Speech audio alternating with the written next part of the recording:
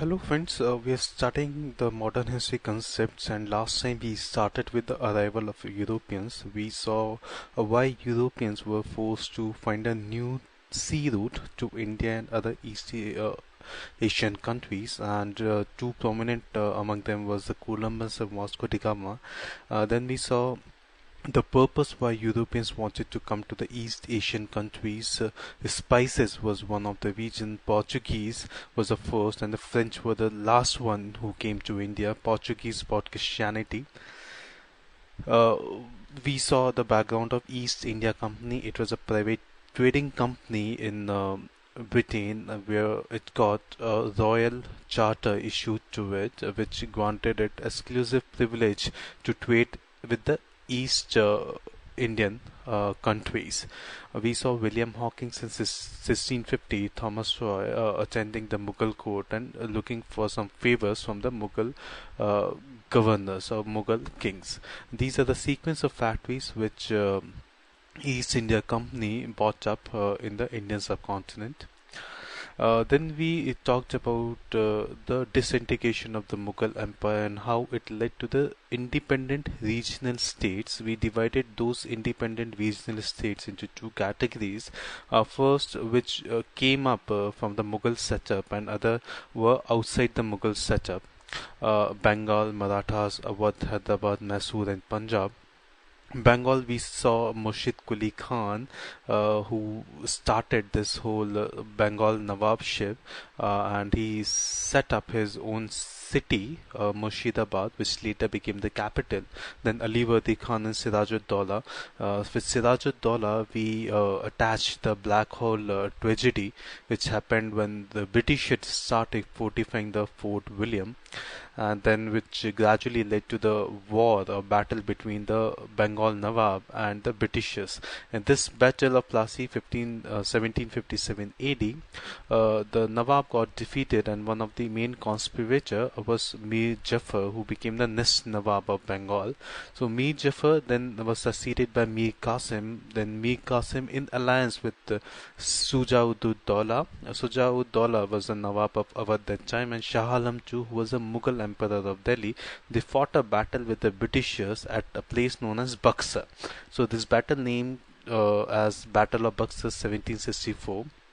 So these Britishers were under the Hector Munro, and Britishers defeated the Indians in the Battle of Buxar, and which led to the Treaty of Allahabad. Then we discuss how important this Treaty of Allahabad is in the history of India. We saw Awadh with Sadat Khan, Safdar-Jung, and Sujah-ud-Dowla. Evaluation of Kathak dance form in Awadh during this period. Then we saw Marathas, how these five different powers of Marathas were fighting with each other. There was no unity among them. Then we talked about Hyderabad, the state of Hyderabad, started by Chin Clinch Khan, Mysore, Hyder Ali, and Tipu Sultan. Then we saw the different battles which the Britishers or the British East India Company fought. First was a battle among the Europeans. Then with the independent states of India, that is against Bengal, against Mysore, against Marathas. So we actually need not go into the depth of each of these battles, because it is not required for the UPSC per se in general studies, and this is what actually is the primary function or the only importance of a coaching institute, so that it will tell you where you have to focus more. Because what will happen is, if we open any modern history book, it will start with all these wars, and we get lost into these wars itself for next maybe 3-4 months, and later we will find it is of no significance in the final examination. So that is the purpose, like where you have to focus more. In such a huge syllabus, you cannot complete everything. So this is the role of coaching institute, to guide students where to focus and where not to focus. So we need not focus on individual war. Using mnemonics, we have already covered which war was uh, which war happened under which governor general. So these things we have already covered what is required. Now then we talked about the Treaty of Allahabad, and it is a very significant treaty where the East India Company got the Diwani rights, the rights to collect revenue from the region of Bengal, Bihar and Orissa. Uh, which led to the dual government in that region. We saw what is the meaning of dual government, where the two people, the Nawabs of Bengal, they were administrating the province, while the East India Company, they were collecting the revenue. Now we can understand how administration is possible without revenue. So it was a very cleverful attempt on behalf of company, where they are managing the finance, they are keeping their head on the finance, while administration was left to the Nawabs, and there can be no administration possible without proper financing. So this dual government led to the disastrous results for both company and for the people of the Bengal province, and we see then the dual government was ended by Warren Hastings in 1772, and it led to the direct administration of East India Company. Now this direct establishment or direct administration under the hand of East India Company would bring some alarm to the British Crown, which was there sitting in England. So they passed Indian Regulating Act, and another reason why they passed this act, it was because the company that time asked for a loan from the British government. So as per this Indian Regulating Act 1773, new post Governor General of Bengal was appointed. Warren Hastings became the first Governor General of Bengal. Governors of Bombay and Madras made subordinate to him. Another important thing, this Governor General would be assisted by a council of 4 members. So Governor General and his council, where Governor General is appointed by the company, and these 4 members of council, it is appointed by the Crown. And the Supreme Court at Calcutta, we saw the Supreme Court is different from what modern Supreme Courts we have in India. Then 1773 onwards, we saw the history of Governor Generals, starting with Warren Hastings. Two problems now, because after the Regulating Act, both they have to manage the administration of the province. Administration includes the judicial administration also, and second is the revenue collection. So these two are the problems. First is the unknown legal system of Indian that time. So this is related to the judicial problems what they would face if they do the administration directly, and second is the revenue collection. So we saw legal systems, what were the problems, different Hindu and Muslim laws which were based on their holy books. Then solution, they found out, they started this study of Indian past and Indian books, Indian law books and Indian spiritual and religious books. It led to the Gento Code 1776. The Gento Code is the translation of Manu Smriti. Then Kolkata Madrasa, again, which was set up to study the Islamic laws, and then Asiatic Society of Bengal.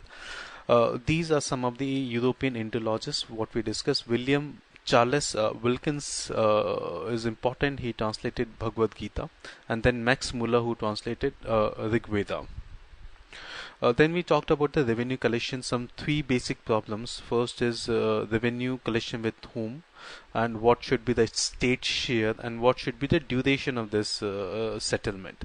Then we saw 5 experiments which were done. First was the quinquennial system. For the 5 years, the revenue collection was given to the person who made the highest bid, then the annual lease. Then we saw permanent settlement. Permanent settlement we discussed in quite detail. What it meant, what was the time it introduced, what was the region in which it was introduced. Then Ryotwari settlement directly with the peasants. Permanent settlement was with the zamindars. Then finally we saw Mahalwari settlement. It was pioneered by Halt Mackenzie.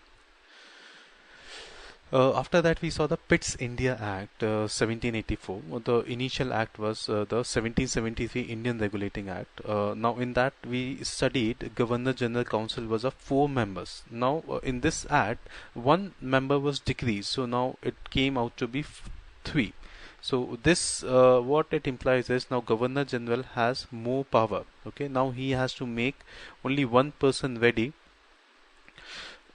to pass anything what he wants. So it strengthened the position of Governor General. It set up a board of control with 6 members, and British Council or the British Court of Directors could recall any officer from the company. Then we talked about the Lord Cornwallis, permanent settlement, judicial reforms, police reforms, and the father of civil services.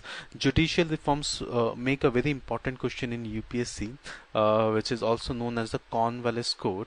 First judicial reform, what he did, it was the separation of the judicial and the revenue powers from the zamindars or the district magistrates.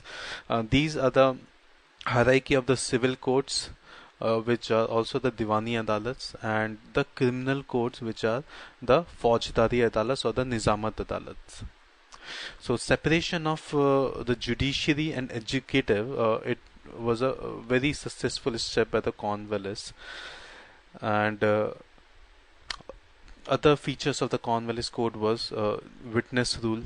Right, change in witness rule. Initially, it was the Muslims who got the more trust as a witness than Hindus. So, change in witness rules, no physical amputation, and these laws now took shape. And any officer, even the European officer or the European citizen, could be tried, could be brought to the court if they do anything wrong.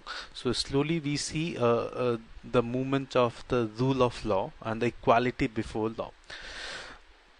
We saw then judicial reforms of William Bantic, the abolition of provincial circuit courts. The most important is the setting up of the Law Commission, which was headed by the Lord Macaulay, which resulted in the Indian Penal Code and other different codes. Then we saw the police reforms, where the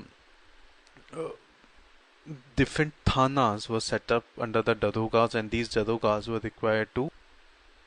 We saw Charles Napier was the first one who made a successful attempt in Sindh regarding the police police reforms. He separated the powers of district magistrate and superintendents. Superintendents were to perform the duty of executives in the form of police, and district magistrates were having for other administrative works, judiciary, and the revenue collection. Another fact here to remember is Lord Curzon was the first person who established the Indian police force as the pattern of the British police. So Lord Curzon was the first Governor General who formed Indian police as the pattern of as per the pattern of the British police. Then we talked about the civil services reforms. Different milestone. Cornwallis is known as the father of civil services. Then these two colleges, one was at Calcutta, Fort William, and then later at England, East India College, Haileybury. Then Charter Act 1853, opening the services through competitive exam. Charter Act 1822 and Queen's Proclamation declared that no discrimination would take place while selecting candidates for these services, but these were only in papers, and Indians were remained aloof from these prestigious services that time. Then Lord Wellesley, under Lord Wellesley, we talked about the Subsidiary Alliance, what implications it had, how these Subsidiary Alliance were made, and the first state, Indian state, which made Subsidiary Alliance with the Britishers was Hyderabad, and it was in the year 1798, and Hyderabad was the first state which made Subsidiary Alliance treaty with the Britishers. Then 99, it was Mysore. 1801, it was Awadh. Then 02, it was Peshwa, and 03, it was Sindhya. So this is the sequence of the Indian states who accepted the Subsidiary Alliance with the Britishers. We discussed in quite detail the advantages and disadvantages, what are the terms of Subsidiary Alliance to India. Then we talked about Lord Minto Charter Act 1813. So Charter Act 1813 is very important because it stopped the or abolished the monopoly of English East India Company to trade with India, and it bought other companies also from the Britishers to trade here in India. And we saw like how it affected and it ruined the industrial setup of the country, and it led to further de-industrialization. Uh, then we saw the trade with China in tea and opium was continued for East India Company. Christian missionaries, for the first time, they were allowed to come and take the permission of Governor Generals to do their work in India, and 1 lakh rupees for the improvement of education. So this was the first thing we saw in terms of education, and then from there we started seeing the milestones in the British India for the education. So starting from Pathshala, then Calcutta Madrasa and Banaras Sanskrit College, Asiatic Society of Bengal, 1813 Charter Act, 1 lakh rupees, then set up of General Committee on Public Instructions, because this 1 lakh rupees could not be used for the next 10 years. Okay, so general committee was set up, and we saw the division of this general committee into two groups, one favoring Oriental education and one favoring the English education. Charter Act 1813 increased this amount to 10 lakh per year. Lord Macaulay was elected as the president of the general committee, and then minute was issued in favor of the English education. We saw the impacts of this resolution and how English now became a very prominent and important language in India. Different milestones. Then we saw the Woods Dispatch, known as the Magna Carta of English Education, Hunter Education Commission, Willig Commission, resolution of February 1913, where first time they talked about the free elementary education to the poor. Sadler Committee, Hartong Committee, and Sir Gate Plan of Education. So these all things we have covered in the mnemonics as well, and these are the small points for each committee which we need to remember, and not more than that at the present point. So today, now in this lecture, we will start with the Lord Hastings, and that is 1813 to 1823. Last time we were discussing Lord Minto, okay, and Lord Minto 1813 Charter Act we saw, and in that Charter Act we started with the 1 lakh rupees per year for education. Then we diverted our the focus to see the education milestone. Now let us see with the Lord Hastings. He came with a policy of war and intervention, and during his period we saw the great expansion in the annexation of the Indian states, and which continued till the doctrine of lapse of Lord Dalhousie. And after the revolt of 1857, we saw we didn't see any annexation on any expansion then further of British Empire in India. During his period, we saw a Nepal War, and after Nepal War, he got the title of Marquis of Hastings. Third Maratha War, and this third Maratha War led to the abolishment of the Peshwaship. Okay, this third Maratha War, if you remember Maratha in our mnemonics, it was Bal Thackeray, and Bal Thackeray coming in auto, right? So if you have seen that clear image of Bal Thackeray coming in auto to meet Anna Hazare, who was fasting, and fasting is fasting, then you cannot forget. Like if third Maratha War they asked happened under which Governor General, so it was Lord Hastings. Abolition of Pindari War. Pindari was Salman Khan. Salman Khan also supported Anna Hazare. Bombay Presidency and Ryotwari Settlement. Ryotwari Settlement. We have already discussed in quite detail when we were discussing the revenue policies of, or the revenue experiments of the British. Bombay setup of Bombay Presidency, or Lord Amherst, 1823 to 1828. During this time, we have seen the first Burmese War and fall of Bharatpur. These are the two important events. William Bentinck, Lord William Bentinck, 1828 to 1835. We have already remembered whatever things we want to remember for William Bentinck, starting with Antisati, the father of modern education in India. There's so many things. So there was one Charter Act 1833. which made Governor General of Bengal as Governor General of British India. So that is how now William Bentinck became the first Governor General of India. So Warren Hastings was the first Governor General of Bengal. Now William Bentinck, as per Charter Act 1833, became the first Governor General of India. Uh, his period is known as a period of reforms in India. We have seen he also led the setting up of a law commission and inclusion of law members in Governor General Council. So till now Governor General was having 3 members. Okay, starting was the 4, but 1 was abolished as per Pitt's India Act. So 3 were remaining. Now there is the inclusion of 1 more Governor General as the law member, and that member was Lord Macaulay. Abolition of slavery in India as per Charter Act of 1833. Companies' monopoly over trade and opium trade with China was also abolished. So if you remember 1813 Charter Act, all the activities, all the trade monopoly which East India Company, English East India Company was enjoying, it was abolished, but their trade with China, monopoly over trade of China with tea and opium, it was continued in 1813, but now this was also abolished. So this is all we want to remember for Lord William Bentinck and also the Charter Act of 1833. Now 1833 becomes M, or it becomes Mama. Okay, Mama is the brother of your mother. Okay, right? Mama in Hindi is a relative who is the brother of your mother. So our mnemonic for 33 becomes Mama. So Mama, what all things we want to remember? First thing is law member. Your Mama is a lawyer and he is a member in law commission.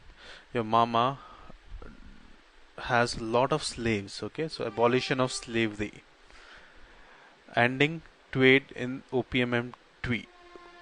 So again, this particular thing we will relate it with Mama. So now it has become very easy for us after practicing so many mnemonics. So your mind will automatically starts linking the things which are important for it. Let's move ahead. Metcalfe, 1835 to 1836. He is the liberator of press, along with William Bentinck. These things we have covered in mnemonics. Auckland, 1836 to 1842, First Afghan War. Allenborough, annexation of Sindh by Napier. Mind you, one thing here, remembering the exact years of their rule is not important. What is important is to know the important events under the Governor Generals and their sequence, the chronology. Exact years are not required. Then we see Harding. Harding was Hart for us, if you remember. And Hart we associated with First Sikh War. Tree was first, and Sikh people climbing on this tree to win the heart of the girl. So Harding, First Sikh War, we have already related. Now we talk about the Lord Dalhousie and his important policy doctrine. We know this tradition of adoption of son. If I am not having my own son, so I can adopt a son. Like it's a very ancient process in India, and especially among Hindus. The adopted son, the son whom I adopt, traditionally he enjoy all kinds of rights, including that of inheriting the property from his paternal father. So the rulers too had similar right at that time, and they could make their adopted son their successors. Okay, so East India Company in the beginning honored this old tradition of India, like this tradition of adopting son and then making him his successor. It was allowed by East India Company. But later what happened, company changed its policy and it became really confused. Sometimes company allowed certain rulers to adopt son and make the successors, make them their successors, but sometimes it didn't. But this clarity came with the policies of Lord Dalhousie. So he made more clear rules related to the adopted son issues, and he divided the whole Indian states into 3 categories. The first category was the states which are created directly or indirectly by the British Charter. Second, the states which were subordinate to the Britishers. And third, the states which don't have to do anything with the British. Okay, and they were independent. So, for the states of the first category, that is the states which are created directly or the indirectly by the Britishers, this doctrine of lapse applied on those categories of states.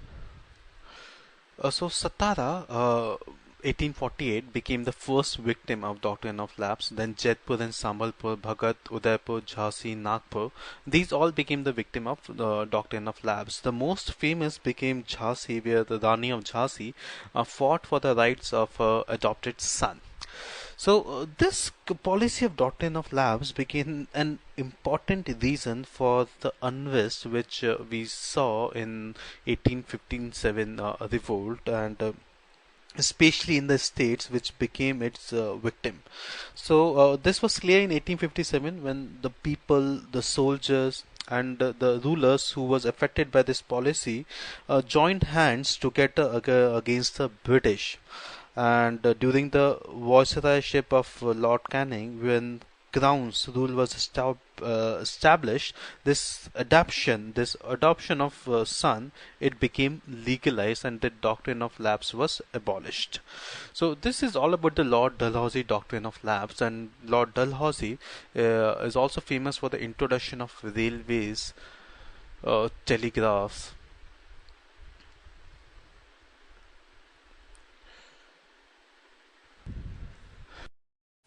So 1853 we see first rail between Bombay and Thane.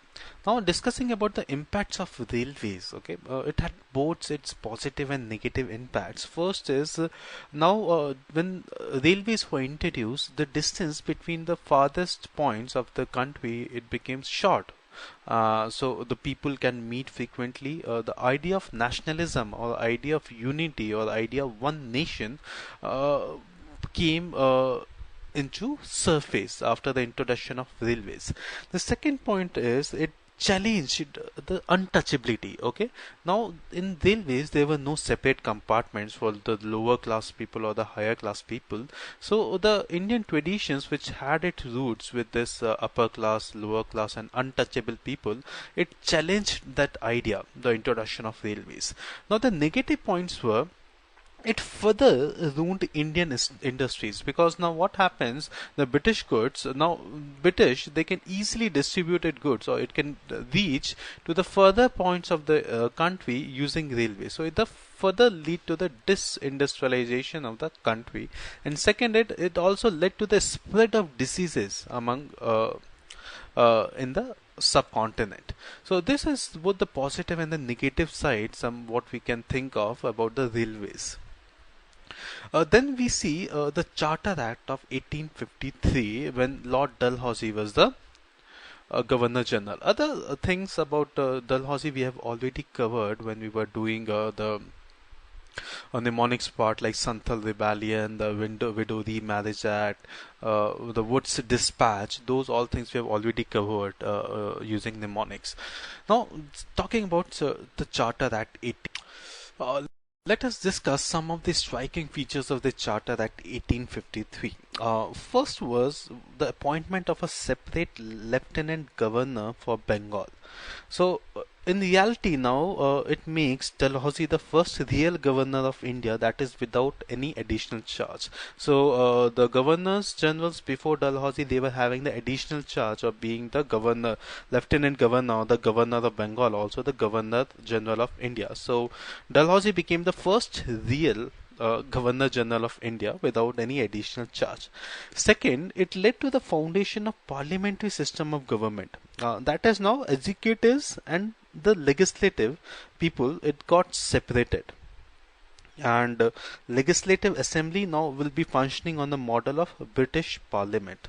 Another important and very important point here, what we discussed while discussing the civil services reforms also, Indian civil services examination was thrown open to the public using this Charter Act, and entry to that service was made possible through the open competition. Another striking feature is the extension of Executive Council of Governor General for the legislative purpose. Let's move ahead now. Then, after this Charter Act of 1853, we see the Great Revolt of 1857, and this happened when Lord Canning was the Governor General of India.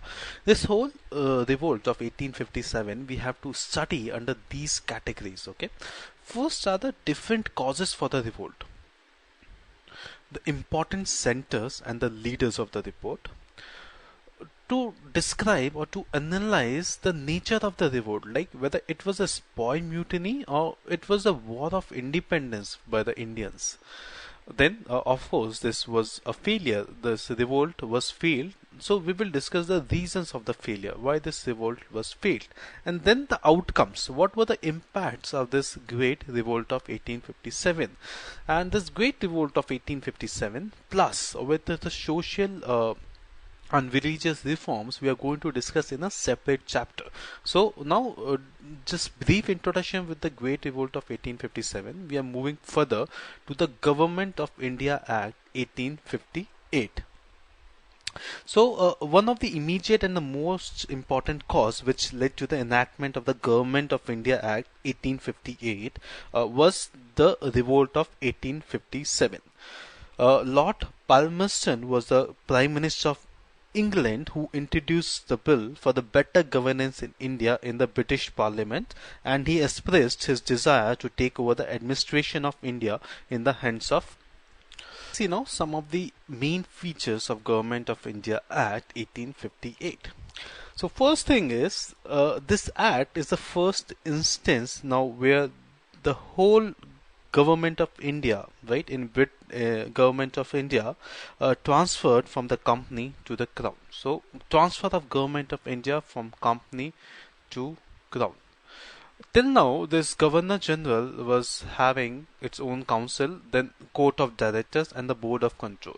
So this whole Court of Directors and Board of Control was abolished, and all powers which were there with the Court of Directors and Board of Control, it was given to Secretary of State, and the Secretary of State would have own council of 15 members. Okay, so now we Secretary of State in spite of Court of Directors and Board of Control. Governor General of India would now be the Viceroy of India. So who was the Governor General of India? It was Lord Canning that time. So he became the first Viceroy of India. So now we will have Viceroy of India, Secretary of State. Now Secretary of State would have its own council of 15 members. This thing we have already discussed. Lord Palmerston was the PM of England during the revolt, and the first Secretary of State was Charterwood. Then after 3 years we see another very important act being passed, and it was the Indian Council Act 1861. This Act 1861, it is a very important landmark in the constitutional history of India. So let us see what it happened, what it did. So for the purpose of legislative, now Viceroy Executive Council, you remember this Viceroy was the Governor General, which having the three members. The fourth member was the law member added by the 1833 Charter Act, and other three were the members. So now this executive council, it has to be expanded by not less than 6 and more than 12. And another member, jurist. Okay, jurist is also one person who will function as the jurist added to the council. Now this 12 people and these 5 people, so now total strength for the Viceroy, or now Viceroy, who was earlier Governor General Executive Council, it became 17. And now Indians will be nominated to the council for legislation. This executive council, what Governor General Viceroy is having, now Indians will be eligible to be nominated for this council for the purpose of legislature. This act also sees local legislative bodies in Bombay and Madras, and Governor General was empowered to make similar provisions or similar council for Bengal and other provinces. Lord Canning this time also introduced the portfolio system. So what happened under this portfolio system? The work of the government was divided into several different branches, and different member of the Governor General's Council was entrusted with the single branch. Okay. So 1862, because of this act, three Indians were nominated for the Executive Council, which were Raja of Banaras, Maharaja of Patiala, and Sir Dinkar Rao. This fifth member in council as jurist we have already discussed. So now what it did, in nutshell, if we see Governor General, which is now the Viceroy. Okay, Governor General, which was having three members and the fourth member as the law member. So first thing what it did, it added one more member as jurist, and it said now this council has to be expanded. So they added 12 members, maximum 12 members and minimum 6 members. So now total became 17 members in the council, and for the first time now Indians were appointed to this council, and these are the three people, Raja of Banaras, Maharaja of Patiala, and Sir Dinkan Rao, were added in this council of Viceroy. It introduced the local legislative also, okay, in Bombay and Madras, and also Governor General were asked to make similar councils for Bengal and other places. So this is about the 1861 Act, Indian Council Act. We see then Lord Elgin, 1862-1863. Under him, Wahhabi movement. This Wahhabi movement, Bhabi movement. So Elgin was jinn for us, if you remember, and Bhabi, your brother's wife was wearing the dress of genies. Okay. Wahhabi movement, High Court Act. So this becomes an important point, High Court Act. So as per this High Court Act, High Courts at Calcutta, Madras and Bombay was set up when Sir Lawrence was the Viceroy or Governor General, 1864 to 1869. This was the period we saw two big famines, or the Famine Commission. This thing we have already completed. Then we discussed the Lord Mayo, financial decentralization, first Indian census, Department of Agriculture and Commerce. He was murdered in office by Sher Ali. I'm sorry. So this thing all we have completed. Mayo was Mayavati for us. So we have completed this using mnemonics. Northbrook Kukka movement. So this Kukku movement, it becomes Kukka becomes Hukka. This is actually Kukka movement. So Hukka. So Brook becomes book. So we related it using mnemonics. Then we talk about Lord Lytton. Okay, 1876 to 1880, and his period was full of activities, and mostly anti-Indian activities. The first was the Arms Act. So as per this Arms Act, actually what happened, it made it mandatory for Indians to get licenses for arms. So here we see complete discrimination, clear discrimination between the Europeans and the Indians. So Arms Act made it mandatory for Indians to get license for arms. 1878 was passed. The very infamous Vernacular Press Act. So let us see now what this Vernacular Press Act is. So vernacular newspapers, vernacular are the local language newspapers. Now as per this act, these newspaper press, they have to sign a bond undertaking not to publish anything against government. This bond has to be signed with the district magistrate. And if district magistrate find like any vernacular newspaper, they are writing anything against the government, he can stop that press, and action of magistrate would be the final, and no appeal could be made against it. The most difficult to understand thing is this act was only applicable to the vernacular newspapers and not to English newspapers. This shows the extent of the discrimination which was carried out by that time by Lord Lytton, discrimination between the vernacular newspapers or the Indians and the Europeans. Nationalists called it as the Gagging Act. Then second period we see of Lord Ripon. He is known for his welfare works and good works. So first thing he did, abolished the Vernacular Press Act. He is also known as a father of local self-government. These all things we remembered using mnemonics. First Factory Act, which was about the child labor in 1881. So in this Child Labor Act, minimum age 7. Okay, so minimum age has to be 7 for child to work as a labor, and maximum working hours as 7, that too in the day shift. So it can become an important question. Then Ilbert Bill, okay, Ilbert Bill controversy also came up during the Lord Ripon period, and what is this is the Indian judges, what this bill says is the Indian judges to hear the cases of European criminals. Okay, so all Europeans didn't like this, so they made a systematic campaign against Ilbert Bill, against the passing of this bill, and finally this bill was not enacted and it was abolished, and which again shows the extent of discrimination which Britishers did that time. So Ilbert Bill controversy. So these all are very important points: the Vernacular Press Act, who enacted it, who abolished it, what it meant, Ilbert Bill, First Factory Act, the Arms Act. Now we will see the causes for the rise of nationalism in. So it is important for us to understand actually what factors actually bring the concept of nationalism in India. So first one, as you can read on your screen, it is the political unity, and we have seen the Britishers expanded their territories more than even the Mauryas, okay, the Ashokas and the Mughals. So India was united politically and administratively under the British rule for a very long period than ever before in history. So one rule, one set of law, administrative officers who were transferred from place to place all over India. So it provided the concept of one citizenship and one nation among all India. So political unity also led to the rise in nationalism. Second was the economic exploitation.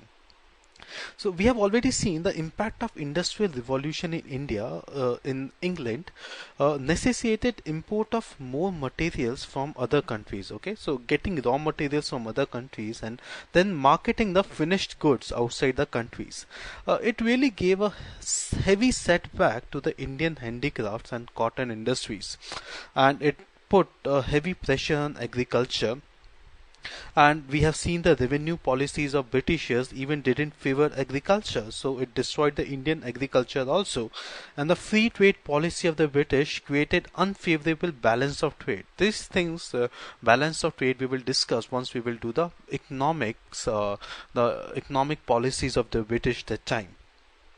So, due to antipathy of the foreign rulers, the Britishers, the industries did not grow on modern lines, and educated Indians failed to get useful employment because all these higher services were close to them. So, the nation as a whole was reduced to mere subsistence level and no hope of any relief in future. So this all economic exploitation, it gave a feeling to the people like it is very essential to get out of the British rule. So it is one of the major cause for the rise in the feeling of nationalism. The third is the English language and the Western ideas. We have seen 1835 English language was made the medium of instruction after the minutes of Macaulay, Lord Macaulay. So it became the language of the educated people of India, irrespective of differences in their religion and region. Okay, so initially we had the languages based on religion and region. Now as the English became the sole language, so it became the single language to communicate for all the educated Indians, and educated Indians now came in contact with Western ideas and culture through the medium of English language. So this provided the best means of understanding and developing close contact with each other among them. So that is how the concept of liberty, equality, democracy, socialism, communalism, it came up among the educated Indians only because of English language. So many educated Indians kept direct contact with the Western world. So English language and the Western ideas, it was one of the main reasons for the rise of nationalism. Then we see social and religious reforms by some important personalities like Raja Ram Mohan Roy, Swami Vivekanand, Annie Besant, Keshav Chand Sen, Devendranath Tagore, Swami Dayanand Saraswati of Arya Samaj. These all people, they revived the hope, okay, the hope which Indians have lost. They revived this hope, and particularly the Arya Samaj, which was also responsible for developing an extremist psychology among the Indian National Congress, which we will later see. So the social and religious reforms indirectly played a very important role in the rise of nationalism. Then we have communication, development of communication and development of transport with the introduction of railways, postal system, telegraphs, constructions of canals. So now what will happen is revolution the among people will grow fast. Okay, they are in contact with each other, and ideas can pass from one part of the country to other part of the country very fast. Contact with foreign countries. New ideas, new modern ideas, the Russian Revolution, the ideas of the French Revolution, it grew up in the society and helped in the development of nationalism. Another point here is the press and newspapers. So press and newspapers, as obviously we can think, it played a very vital role in inspiring Indian nationalism. So establishment of printing press helped in circulation of ideas. Large number of newspapers were published, as we have seen in the mnemonics part also, in different regional languages of the India. So now regional languages, it made the ideas to circulate more freely among the more interior parts of the country. And all these newspapers ignited freedom fire in the minds of people, and they were mostly anti-British. We have seen papers like Samvad Comedy, which was started by Raja Ram Mohan Rai, Banga Duta, Rast Gofta, Amrit Bajar Patrika. These all we have covered in the mnemonics also, these all papers, and it is very important to remember to associate the people who were behind these newspapers, and it's one of the frequent questions which are being asked in UPSC. So newspapers and press, particularly the vernacular newspapers, the local language newspapers. Then we see Lord Lytton anti-British, anti-Indian attitude, right? Starting with the Afghan war, like the economic resources of India were wasted in the Afghan war. That time when large part of India was in the grip of famine and epidemic, Lord Lytton arranged the Delhi Darbar to declare Queen Victoria as the Empress of India. So another thing, he passed the infamous Vernacular Press Act to curb the liberty of Indian press, and also the Arms Act to prevent Indians to keep arms. So all these acts of Lord Lytton created widespread disappointment and discontentment among the people of India. Ilbert Bill controversy we have seen during the period of Ripon. The Ilbert Bill, it was presented in the central legislature. And the bill proposed that the Indian judges would now have the right to try Europeans as well. But this was opposed by the British residents in India, and the British residents, they organized a systematic movement to amend the bill, and they got succeeded, and the bill was not passed in the legislative. So this was a good lesson for the Indians who now thought like we cannot come away with this discriminatory policies of the British. Then we will see now the policies of Lord Curzon, who passed the Indian University Act to keep a hold on the Indian universities, and then the partition of Bengal finally. So all these things now led to the rise of nationalism, the feeling of nationalism, the feeling of one country India for whole the citizens of India. It came up for the first time in the late 19th century. We now see a focus on the three phases of nationalism. Okay, the first phase is the moderate phase, which starts from 1885 to 1905. That is 1885, the formation of INC, that is Indian National Congress, to 1805, that is the partition of Bengal. From 1905 to 1919, we see a different trend or different psychology in the nationalism, and that is the rise of extremists and revolutionaries.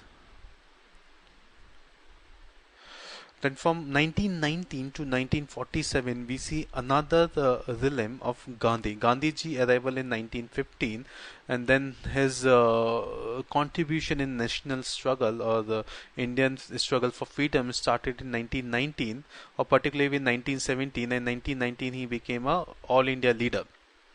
So from 1919 to 1947, we see Gandhian era. So this whole now Indian national movement, we will study in three phases. Phase 1, moderate phase. Phase 2, extremist phase. And phase 3, the Gandhian era or the Gandhian phase, where Gandhi was the most active leader and became the sole mass leader which India have never seen before and will never see in its rule. Now, starting with the moderate phase of Indian National Congress. This part has to be studied in 4 sessions. Okay, this moderate phase has to be studied in 4 sessions. First was the objectives and the demands of moderates and their important leaders, the methodology and the style of working of these moderate leaders, their achievements, okay, whatever they have demanded or objectives were, what all things they achieved, and their criticism. First, let us talk about in brief about the formation of Indian National Congress.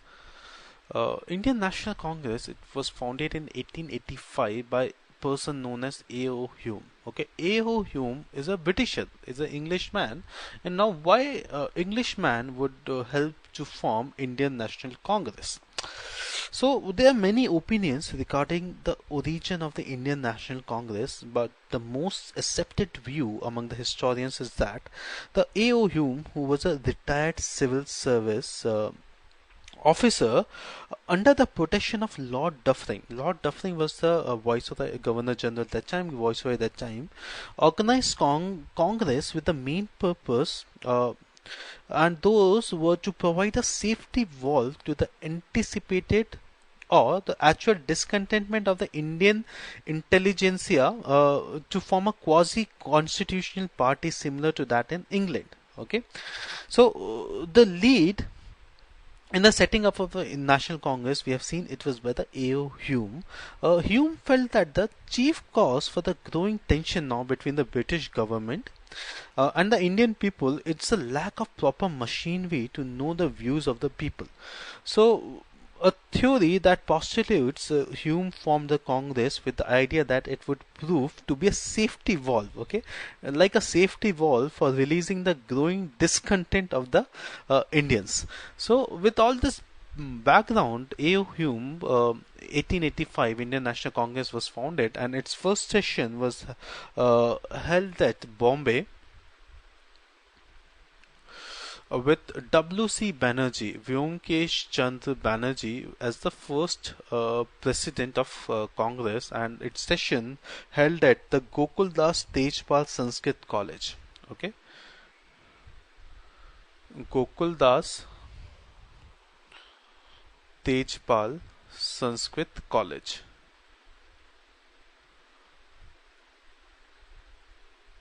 Its first session held at this place, and W.C. Banerjee was the first president. And this first session, it was attended by the 72 delegates of Indian National Congress, and among them the famous were the A.O. Hume, K.T. Telang, Subramaniam Iyer, Dadabhai Naroji. Now let's come to the moderate phase. Like all these leaders, why we call them moderates? First demands or the objectives of the moderates was increasing the size of the legislative councils. Okay, so why to increase the size? So that Indians can be included in the legislative council and they will be involved in making their own laws. Okay, inclusion of Indians in the executive council, reduction of taxes and army expenditures. Checking the drain of wealth. Drain of wealth is an important concept which was first given by Dadabhai Naoroji in his book British, Un-British and the Poverty of India. Poverty and un-British rule in India, and this theory was first time drain of wealth. It was given by Dadabhai Naoroji in 1867 through his book Poverty and Un-British Rule in India. This thing we will discuss again. We will discuss the economic part also. Un-British rule in India. So, checking the drain of wealth, reforms of Indian civil services. So, what reforms they wanted?